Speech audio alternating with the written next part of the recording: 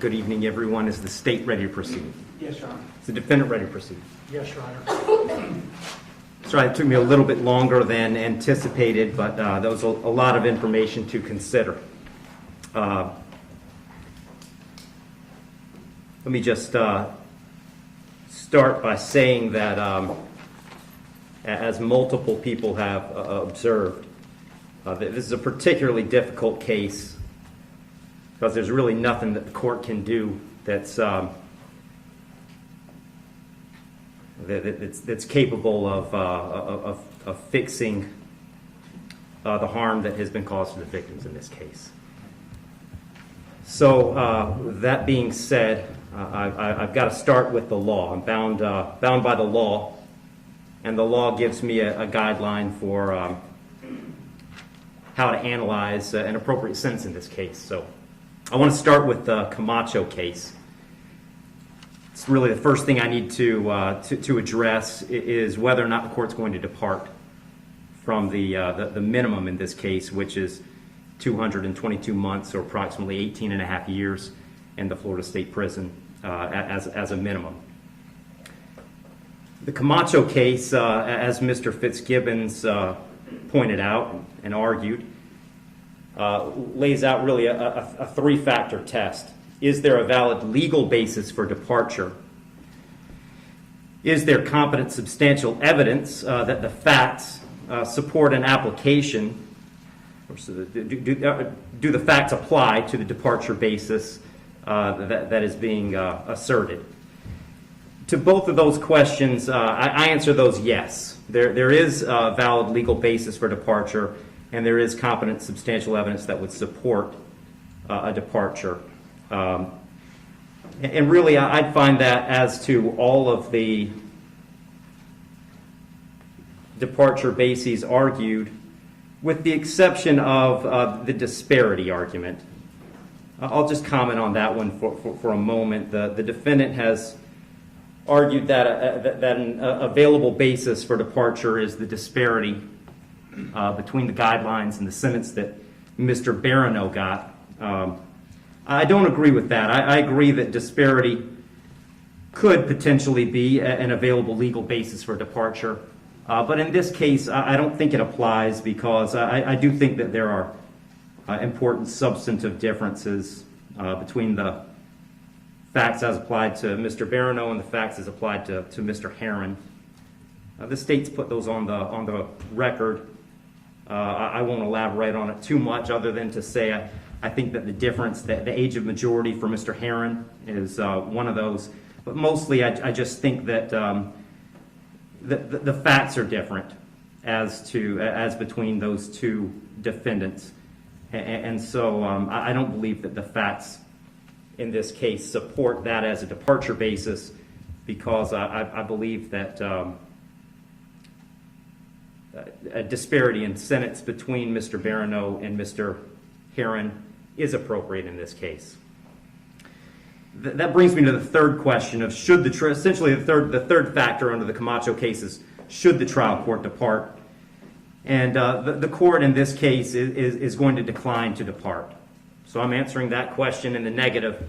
The trial court in this case is not going to depart. And I don't reach that decision lightly. When evaluating an appropriate sentence, I will start with Florida Statute 921.002. It was pointed out several times the primary purpose of the Criminal Punishment Code in Florida is to punish. And I've got to take into account the severity of the primary offense and the circumstances surrounding the primary offense. When I take into account circumstances and severity, a lot of what I'm taking into account really when I sentence is intent and harm. And in this case, there wasn't any evidence, and nor does the court believe that there was any specific intent to do harm, in this case to the victims. But there was intent to drive at an egregious speed, 102 miles an hour, regardless of the consequences and regardless of of who that ended up harming.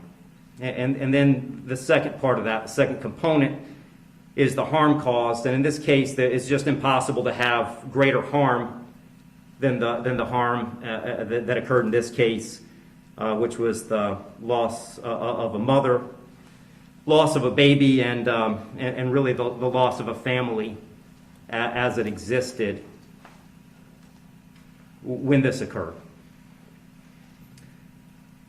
I did consider, I also want to make a record, I did consider sentencing Mr. Herren as a youthful offender, but for the same reasons that I'm discussing, I didn't think sentencing him as a youthful offender was appropriate. I agree that youthful offender was something that the court could have done. I did consider it. I carefully considered it.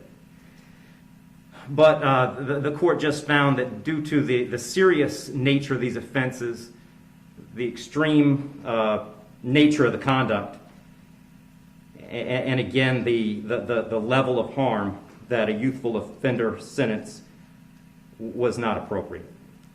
So given that the court is not departing, the guidelines call for a sentence of essentially 18 and a half years at a minimum and 30 years as a maximum. And the court doesn't find that either the minimum or the maximum is appropriate in this case. I've said it several times, the serious nature of the offense, egregious nature of the conduct, and mostly the harm that's been caused prevent me from putting this as a bottom of the guidelines minimum case. But the departure bases argued by the defendant did provide some reason not to put it at the top of the maximum. And specifically, the court did take into account that the defendant's 18, certainly responsible for his actions, and he's being held accountable for his actions.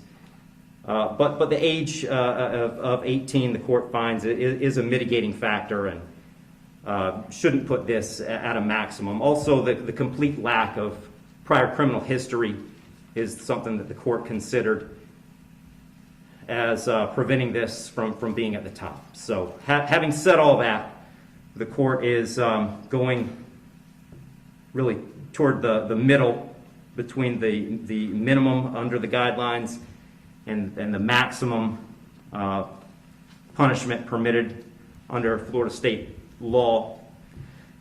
So give credit for time served, I believe 2 days. Court will impose mandatory court costs. Mr. Herren, you have given up the right to appeal the determination of your guilt or innocence.